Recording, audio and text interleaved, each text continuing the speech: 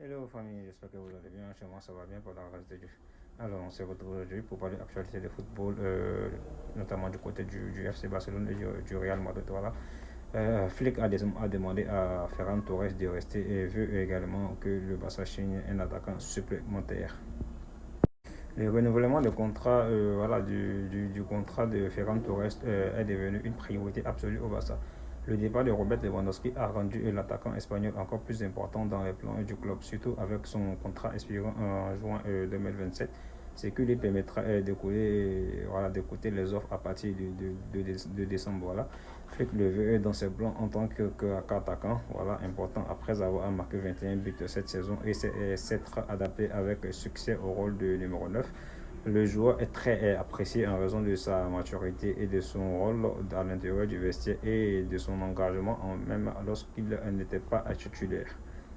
Le principal obstacle à la signature d'Alexandro Bastoni par le Barça est la position de Hansi Flick. Comme nous l'avons signalé début mai, au cours des derniers mois, l'entraîneur allemand a exprimé des doutes croissants sur certaines caractéristiques techniques d'Alexandro Bastoni par rapport au style de jeu actuel et futur de l'équipe. Deco prépare le terrain depuis des mois, mais maintenant Hansi Flick pourrait bloquer la signature. Le Barça connaît parfaitement toutes les conditions financières requises pour signer Alexandro Bastoni, mais Hansi Flick demande à Deco d'explorer d'autres options, selon Mundo Deportivo. L'accord Bastoni est actuellement en attente. Il est vrai que Bastoni est ouvert à l'idée de jouer pour le Barça. Cependant, Inter n'a pas l'intention de le vendre et pense que sa valeur est bien plus élevée que les chiffres mentionnés dans les médias espagnols. Inter pointe sur la vente d'Onana pour 55 millions d'euros. C'est pourquoi il envisage de vendre Bastoni pour tout ce qui est en dessous de ce montant illogique. Et il exigerait des frais très élevés. Et le Barça donne actuellement la priorité aux positions d'attaquants et d'ailier. Et tout mouvement sur le marché dépend également des ventes et des départs. Ferran Torres a pris sa décision, soit il suit le Barça le renouvelle de son contrat, soit il part gratuitement. Il ne sera inclus dans aucune opération de transfert. Il n'acceptera pas de quitter le Barça avec un an sur son contrat si le club ne le renouvelle pas. Si Lewandowski était resté au Barça, le club aurait essayé de passer à autre chose de Ferran Torres et de vendre quelque chose que le joueur aurait fermement rejeté. Voilà, les chiffres sont tombés. Le Barça va gagner 54,91 millions d'euros pour avoir remporté la Ligue et le Real touchera 48,45 millions d'euros pour sa deuxième place. Le Barça hors de course pour Julian Alvarez. Voilà. Julian Alvarez pourrait faire le PSG et les caisses sont vides en Catalogne. Le FC Barcelone n'a pas les ressources financières pour s'offrir Julian Alvarez. L'attaquant argentin a de toute façon une préférence pour le projet parisien, voilà, pour le PSG.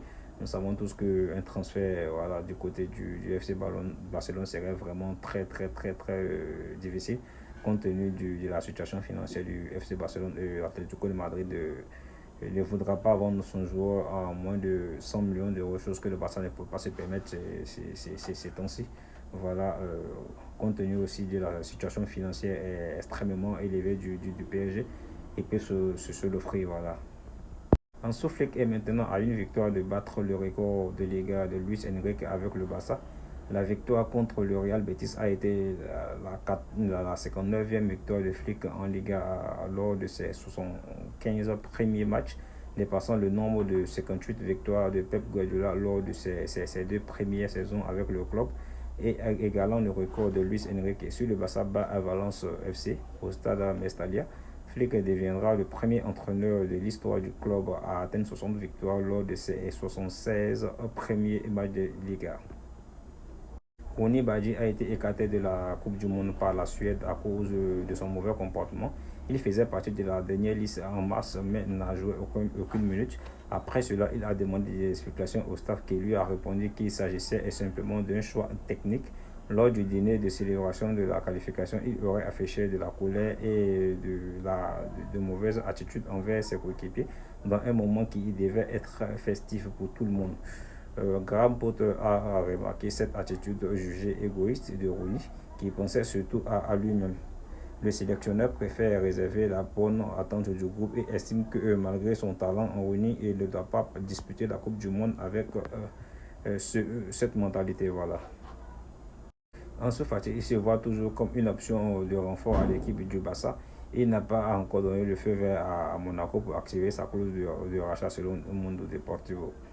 José Mourinho a prévenu Florentino Pérez à avoir un grand nom ne suffira pas pour jouer au Real Madrid. Les joueurs devront courir et se battre sur le terrain, sinon ils ne joueront pas. Quand on connaît la mentalité du Special One, autant dire qu'il a vraiment exigé cette condition-là. José Mourinho et Xabi Alonso se sont bel et bien parlé avant. Les demandes formulées par le futur coach du Real Madrid sont directement basées sur certains détails que Xabi Alonso lui aura transmis. Voilà.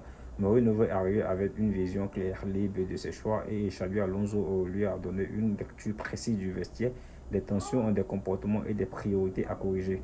En clair, Mourinho ne débarque pas à l'aveugle, il arrive avec le diagnostic complet de Xabi. Il veut un cadre où il peut imposer ses décisions sans toxique, voilà, sans aucun ego.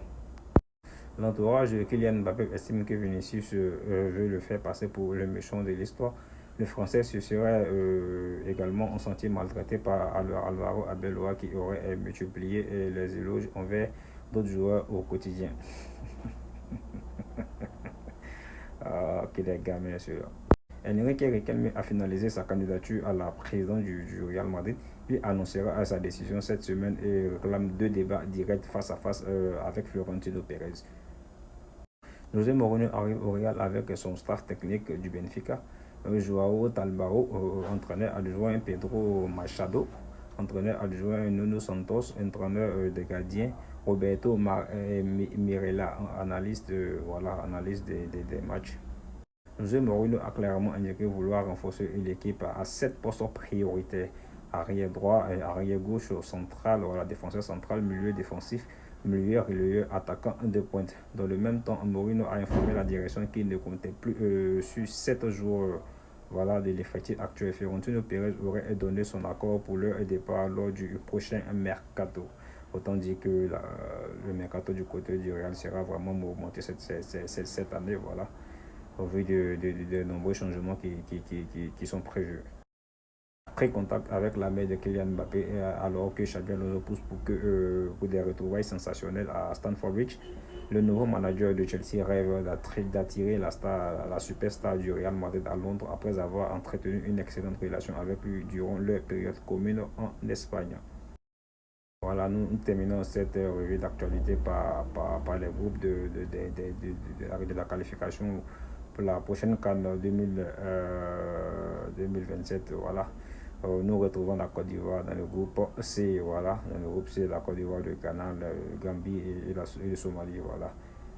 Spécial Yann Demandé est élu meilleur jeune joueur de la Bundesliga, meilleur joueur africain cette saison. Voilà. S'il confirme à la Coupe du Monde, autant dire que voilà, la Côte d'Ivoire détient vraiment un joueur.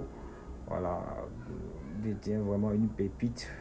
Nous espérons qu'il fasse une excellente Coupe du Monde. Voilà, qu'il continue sur cette progression.